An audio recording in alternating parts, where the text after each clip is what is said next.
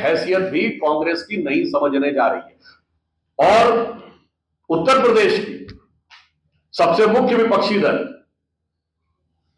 Samajwadi party, मुझे लगता है उनके अरमानों पर जो गाज गिरी है बृहन मुंबई म्युनिसिपल कॉर्पोरेशन के चुनावों में, वो भी अपने आप में उन्हें सोचने के लिए बाध्य करती है।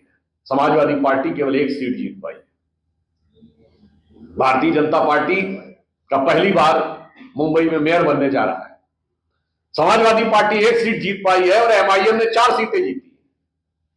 तो मैं अखिलेश यादव जी से भी पूछना चाहता हूं, अब उत्तर प्रदेश में इंडी गठबंधन का अस्तित्व है या नहीं? क्योंकि आपने भी उत्तर प्रदेश में उपचुनावों में कांग्रेस को कोई सीट नहीं दी थी और कांग्रेस ने भी आपको दिल्ली के चुनाव में कोई सीट नहीं दी थी। तो मैं पूछना चाहता हूं कि दिल्ली के बाद मुंबई और पटना के अनुभव के बाद लखनऊ में अखिलेश जी आपका क्या विचार है? यह स्पष्ट रूप से देश की जनता जानना चाहती है कि इंडी गठबंधन अभी है या अब वो समाप्त हो चुका है।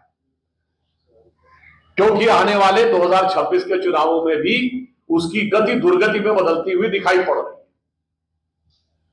और अब इन विपक्षी दलों को इस तथाकथित इंडी गठबंधन के नाम पर देश की जनता को मूर्ख बनाने का भ्रामक प्रचार छोड़ देना चाहिए। और एसआईआर को लेकर अखिलेश जी के स्वयं के बयान बड़े विचित्र और विडंबनापूर्ण।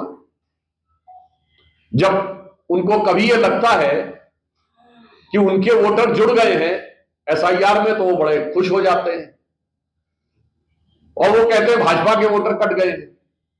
फिर उन्हें लगने लगता नहीं अब उनके वोट कट रहे हैं और भाजपा के वोट जुड़ रहे हैं। तो मैं उनसे पूछना चाहता हूं कि भाई साहब, कटे में भी आप हैं और जुड़े में भी आप हैं। ये समझ ही नहीं आ रहा है कि कहां खड़े आप हैं।